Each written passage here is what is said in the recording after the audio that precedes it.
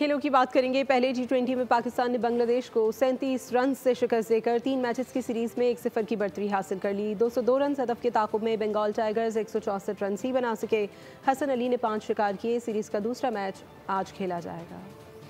200 run का target मेहमान team के लिए पहाड़ सर करने की मुहिम साबित हुआ। ग्रीन शर्ट्स ने इनिंग की इब्तिदा में ही बंगाल टाइगर्स को कुछ इस तरह शिकंजे में कसा कि सर-तोड़ कोशिश के बावजूद रिहाई मुमकिन नहीं हो सकी। हर गुजरते पल के साथ बांग्लादेश पर शिकस्त के साए गहरे होते गए। कप्तान लंटन दास ने 48 रन के साथ कुछ मुसाहमत की। बाकी बैटर्स के लिए क्रीज पर टिकना मिशन इम्पॉसिबल साबित हुआ। ग्रीन शर्ट्स के दाव पेच के सामने मेहमान टीम बेबसी की तस्वीर बन गई। हसन अली ने 5 शिकार किए। शादाब खान ने 2 खिलाड़ी आउट किए। इससे पहले पाकिस्तान ने 7 विकेटों पर 201 रन बनाए। कप्तान सलमान आगा ने 56, शादाब ने 48 और हसन नवाज ने 44 रन बनाए।